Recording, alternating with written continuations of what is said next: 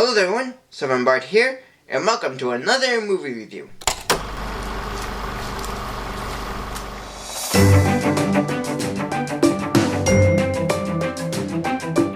There have been many live-action movies that were based on animated shows that tend to not work well with some critics or audiences. Mostly because these movies contain plots that don't fit with the original show's tone, or they have actors that kind of fits the look and feel of the character, but not by much, or the makers don't put any thought into when adapting the show. But here's a live-action movie that's also based on an animated series, which I wasn't aware of when I first saw this film, as a kid. And this film is called Inspector Gadget. The movie is based on the characters and animated series created by Andy Hayward, Jean Chalopin, and Bruno Bianchi, which itself is a parody and kid-friendly version of RoboCop. A security guard named John Brown has suffered from almost being killed by a cyber thief named Sanford Skolex. So a robotic surgeon named Dr. Brenda Bradford turned John into a robotic cyber cop named Inspector Gadget and has been assigned to the police force, where all he wants is to work on the murder case of Brenda's father. In the meantime, Skolex, or Dr. Claw, has created a clone of Inspector Gadget to cause havoc all over town. Now I have to say that I used to love this film as a kid, full of its crazy humor and wild effects, but nowadays I find some flaws with it.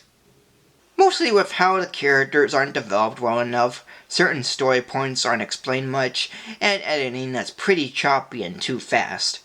Though I'll give the editing a bit of a pass because it's part of the film's cartoony nature, but sometimes the cartoony nature of it doesn't work in a live-action setting. Now I stated that I haven't heard of the original animated series or wasn't aware it was based off of anything until like late high school or early college. But now that I know, I'm calling this film an origin story. If you remember me stating in my Super Mario Bros. Movie review about how the ending suggests that the movie's a prequel to the game, well, this movie's a prequel to the TV series. Like, this is before Penny began solving crimes without her uncle knowing, and before Dr. Claw formed the MAD organization, and before Corporal Caveman came into being. And it's not something that I get angry about because I didn't think the show was all that spectacular. There were certain moments from the show that I liked, but I can't remember what they were. Aside from this movie, which is pretty unforgettable despite its lack of character or story. There are a few bits where the characters are understandable, but not to why they're like this. It's hinted at, but not fully developed. The same can be said with the certain story points, like how the mayor and the police come to the conclusion to use the Gadget program, or why Dr. Claw wants his inventions to be known worldwide. The film's only 78 minutes long, and the makers could have put more thought into the characters and story by either making the film longer or making it simple. The effects, while zany as they are the best parts, and even the saving grace. Not only do they serve the cartoon-like quality of the movie, but they do good in holding up pretty well by today's standards. The extended legs, the helicopter hat, the magnifying glass, etc.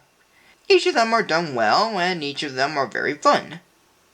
And as for the actors playing the characters, I believe they did a fair job.